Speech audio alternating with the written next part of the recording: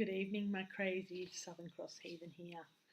Just thought I'd do a quick little video. The other one took me 12 hours to upload on my phone, so I'm going to keep them short from now on, I think.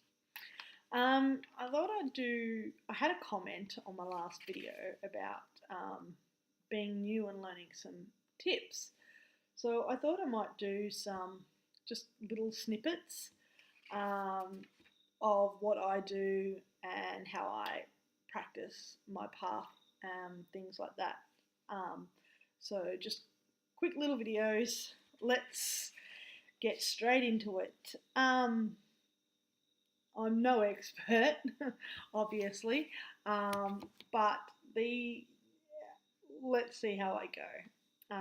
Asatru is the term used by those that follow the modern revitalization of one of the Northern European religions of our ancestors from pre-Christian times.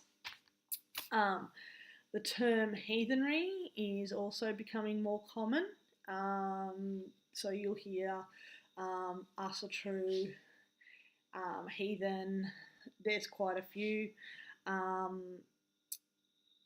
Asatru means true to the Asir gods.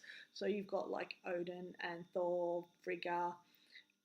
Then you've got those who don't think it encompasses all evenly will have Vanatru, and obviously they follow the Vanir gods like Njord, Freya.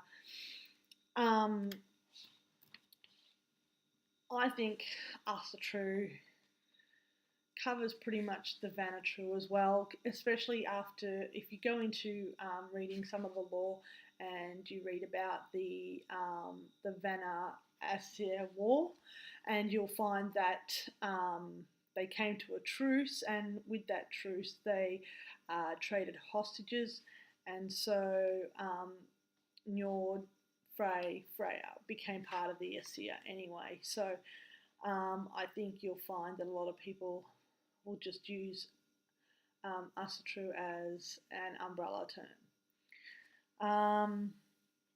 You'll also hear, especially here in Australia, you'll hear Odinist or Odinism.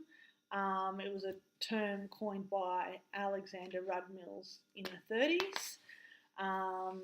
And so you'll see a lot of Australians refer to themselves as Odinists instead of Asatru. There's a lot of other different paths follow different ways.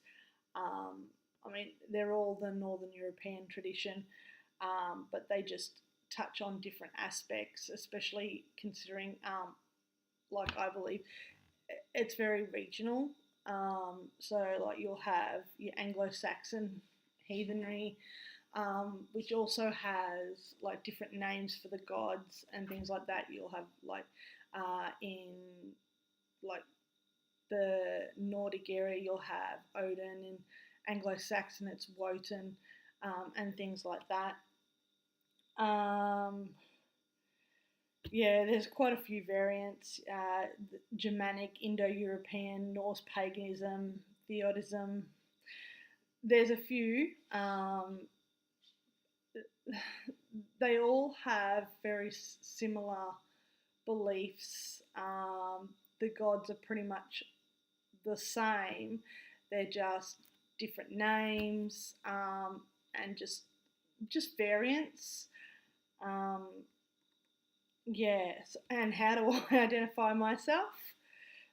Here's a mouthful for you. As a Norse pagan tribalist, Asatru heathen, following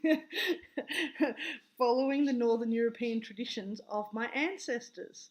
So I don't sit on just Asatru.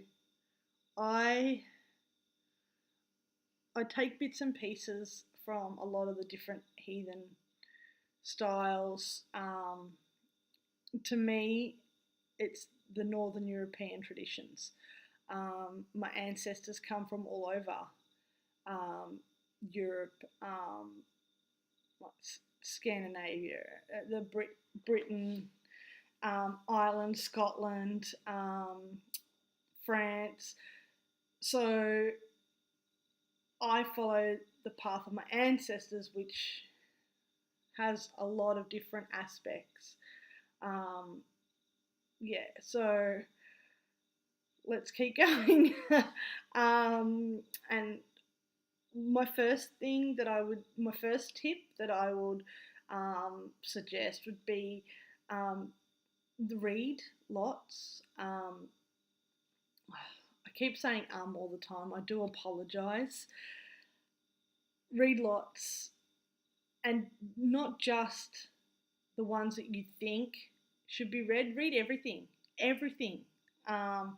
If you can learn to read critically, you will get a better understanding of what sits right with you. Unfortunately, like a lot of my stuff's still packed in storage, as I mentioned, including my grimoire, because it's in a big folder. So I have a couple of notebooks that I use, like they're just these. You can pick them up for under $4 at Officeworks. I just love the look of them, I think. So yeah, they're my favourite type of journal.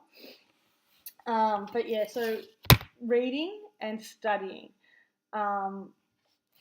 This is what I have written down. Read lots, even if it sounds sketchy. Learn to read critically. No one, except the gods and ancestors, know how the pre-Christian religions were practiced for sure. Authors will write from their own personal perspective, so will inevitably clash with many others. You do get a lot of people going on about UPG. Oh no, don't read that author because it's all about UPG with them, or don't read her, she's wicked true, or don't read him because whatever reason. I think that's wrong. You should just read it all. If you know how to read critically, read it all, because you can pick out good information. It might only be a little bit, but it comes in handy, and it gives you a perspective of where others are coming from as well. If you do not agree with that author, then that is fine. If it does not feel right or sit well, then it is not your way. Remember that this is your path to walk it your way.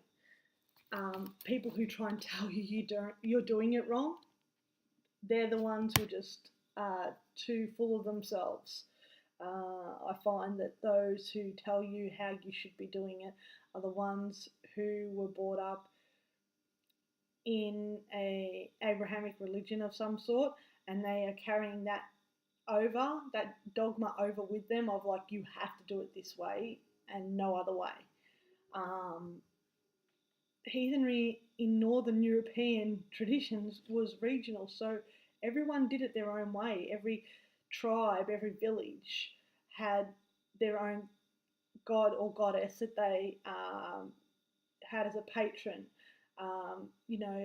People who lived along the coast, for instance, wouldn't be worrying about the harvest of corn or wheat or barley. Like, do you understand? Yes, if they tell you you're doing it wrong, let them think that and just agree with them and walk away knowing that that's their opinion. And don't let it get to you, honestly, don't. When reading books about subjects that are not related to your path, it is still great to have the knowledge. Odin was a wanderer and would have encountered many beliefs that he did not agree with, yet he is the wise All-Father. Learning is about expanding your mind.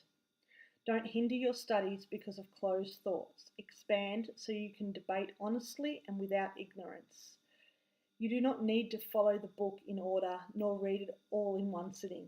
Moving around the book to the currently relevant information is more helpful than reading chapter after chapter and getting halfway to just get bored and put it down and never read it again. So, these are notes that I've written down. There's also a book that I would suggest that you get a hold of. It's E.H. Carr, What is History? And it just goes in and explains, that every author is different.